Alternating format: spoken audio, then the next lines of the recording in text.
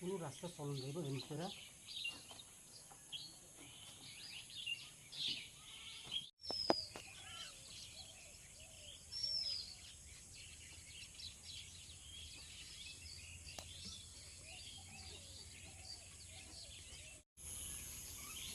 দা ৫ নং খয়াপুর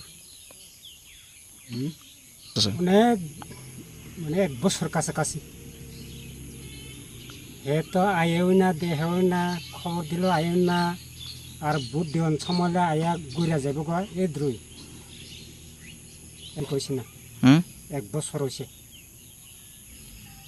আমরা এটা গ্রামের লোক করলাম চাঁদা করে আর কি চাঁদা করে করলাম আর কি মাছাটা ওখানে ভাঙিয়ে গেছে গা কোনো আসা যাওয়া করন নাই যাইতে আর না এরম করতে আর না ওই এমনি দিয়া আইতে আইতে একজন পার করে যাওয়া লাগে সরকার আর সময় আর কিছু করলাম না এটা এটা সিপিএম সরকার যে করে দিছে এটা ভাঙিয়ে গেছে গা ওখানে আর কেউই করেন নাই আউনেও নাই এরকম চক্রবর্তী এলাকার এটা আয়েও না হ্যাঁ কিতা কম কথা আইলে না হ্যাঁ কইতাম হেরারও বারে আমরা রিপোর্ট করাইছি আয়ে না এদারে একটু ব্রিজ করে বানিয়ে দিত কইছিল বারবার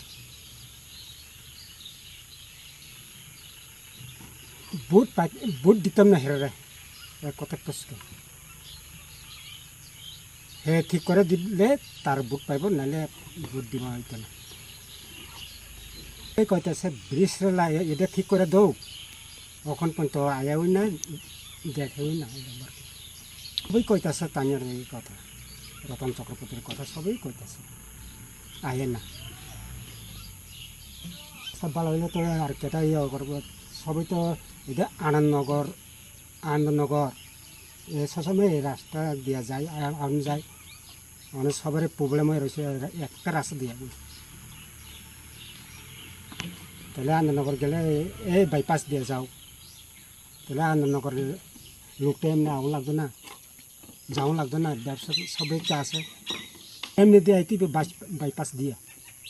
তাহলে আর কোনো উপায় নাই এটা তো শর্টকাট রাস্তা আনন্দনগর দিয়ে শর্টকাট আর এরকম